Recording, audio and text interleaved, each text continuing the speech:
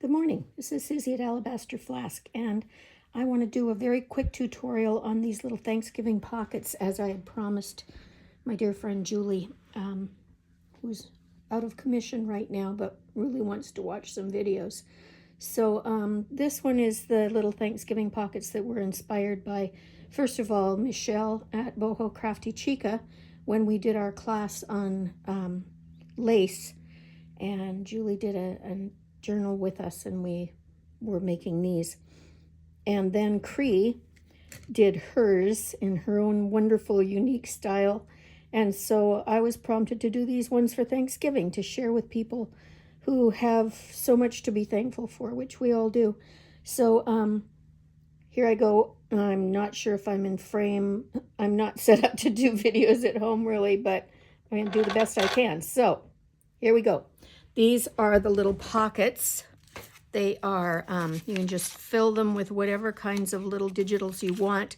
I typically download the images from a lot of these were inspired by Graphics Fairy, who put out a free offering of Thanksgiving images. And so most of those came from there, and including this really cute one that was like from an old Thanksgiving hymn.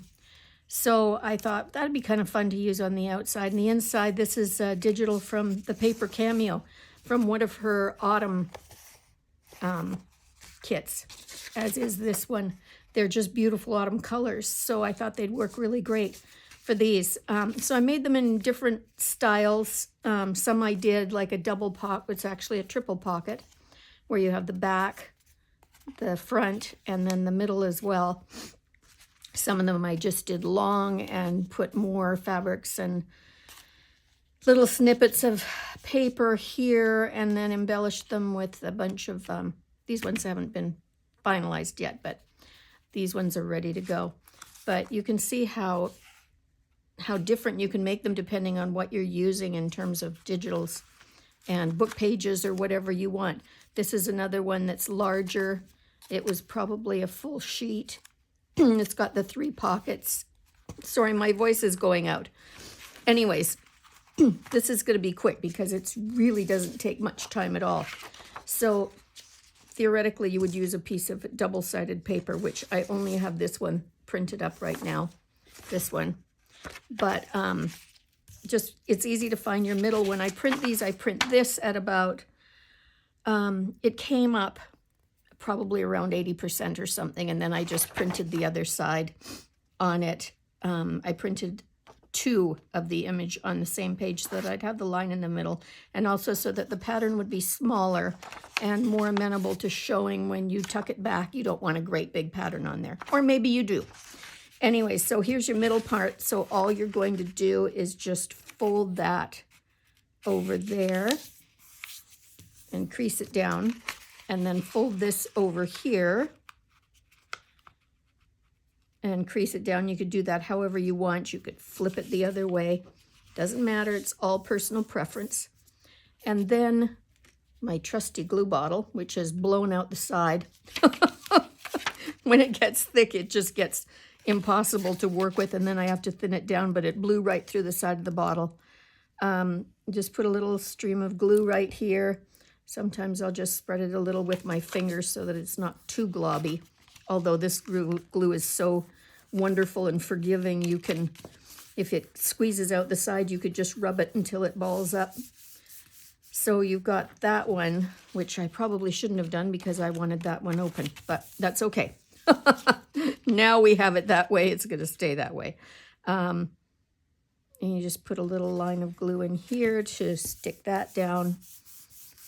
And then while that's drying, you're just going to come up here and fold back your 2 quote-unquote collar flaps so that it's like a little tuxedo. Now, generally, I will ink everything before I start, which I didn't do, so now you got to do it here if you want to. I like to ink everything. It just gives more dimension. I ink the sides, the bottom, this side.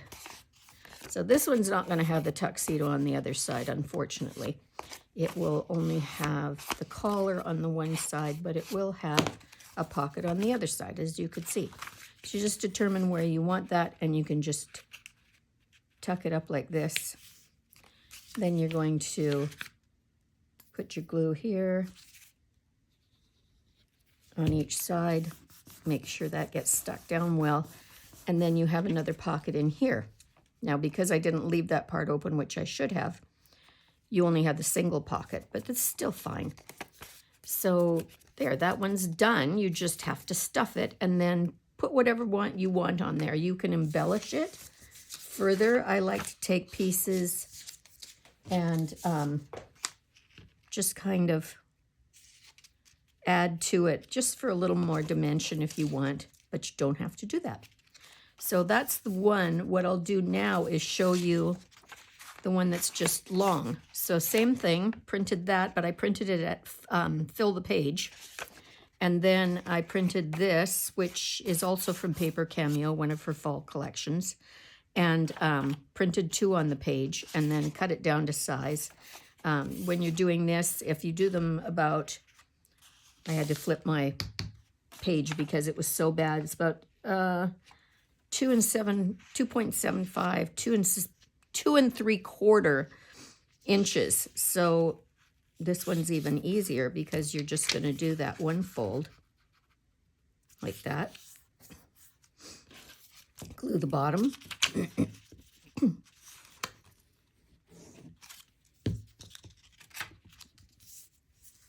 Glue this part here. And then fold back the collar. So it is so easy, and you can do it with anything. You can do it as Cree did with Christmas things. You can do it with antique papers like Michelle did. This one I'm doing Thanksgiving. I don't know that I'll do any Christmas ones like this because I'm a little burned out right now on doing the pockets after doing about 35 or 40 of them. But just ink it up. Put your little digitals in, your little cards. I typically print on a craft paper that is, it's a vanilla color. So it's like this. And it just prints nicer. It's a more vintage look. You don't have to worry it being white on the other side. And then I print anywhere from 16 on a page down to 4 on a page if I want really big images, but usually I go with 16 or 9, and then I have plenty to do to use, because as you can see, I'll pull these ones out and you can see all the images that I've got. So there's just all little vintage Thanksgiving images. Most of them were originally postcards. And then turkeys, wonderful turkeys. So then you can ink those or not as you see fit. Tuck them inside and you have a wonderful little packet. I've been hoping people can use these even for little individual place cards at their turkey dinner. So that's it. Julie, I hope you enjoyed this and it really brings you some cheer. So next up, I'm going to do lace Christmas trees. So thanks so much for joining me. If you enjoyed the video, now that I've figured out what time of day I can actually film a tutorial and have plenty of light and hopefully have been in frame, I can do more tutorials. So this will be up on my YouTube channel. You can reach me at any of the links in the description. I'm on Etsy at Mary Not Martha, and I belong to various Facebook groups under Suzi Oberman, and on Instagram under Alabaster Flask as well. So hope you have a wonderful, wonderful day and a really marvelous Thanksgiving, because truly we have so much to be thankful for. Even in the midst of trials, we're just blessed beyond all we can believe. So thanks. Take care. Have a wonderful day. Bye-bye.